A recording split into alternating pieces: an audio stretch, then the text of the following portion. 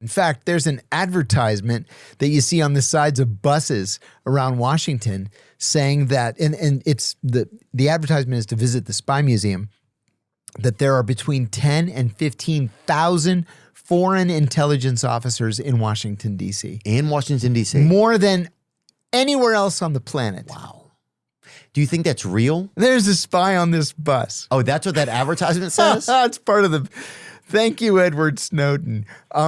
It's part of the advertising campaign. Yeah. And is the campaign to hire more of them? No, to get people to go to the Spy Museum. Oh, it's to get them to go to the Spy Museum. Dude, I've been in the Spy Museum before. It's awesome. It's great. Spy Museum's so good. Yeah, it's really great. I agree. Times were different back in the day when it was like you'd like be like using a secret pen, or like you'd have a homing pigeon with like a little backpack on. No, now it's all so crazy sophisticated. I was just telling somebody the other day about the CIA trained cats to wander onto the Soviet embassy compound with collars that had listening devices on them, just to see what the Russians were saying when they come out of the embassy.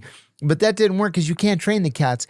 So they trained pigeons, and they put little listening devices around their little pigeon feet, and they would land on the windowsills. But the thing is that the Russians had double pane glass, and they were piping music in between the two panes of glass, so the pigeons couldn't hear anything. No way. What a game, what a game of espionage, huh? So much fun.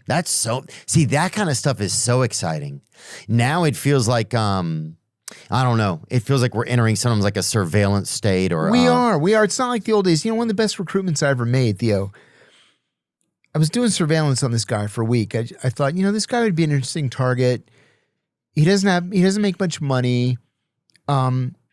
Oh, you were doing surveillance on a guy? On a guy. And what does that mean you're doing surveillance? You're wandering around in the distance? Yes, that's exactly what it means. Yeah, Okay. you're just wandering around the distance. Watch him every day, see where he goes, what he does, where he hangs out, who he talks to. His wife had left him, but I noticed he walked his dog every morning at 6:30.